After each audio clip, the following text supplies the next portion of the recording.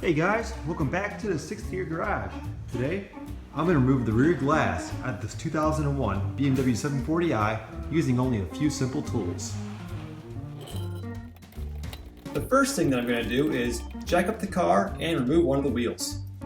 Next, I'm going to go behind the car and heave the wheel at the window.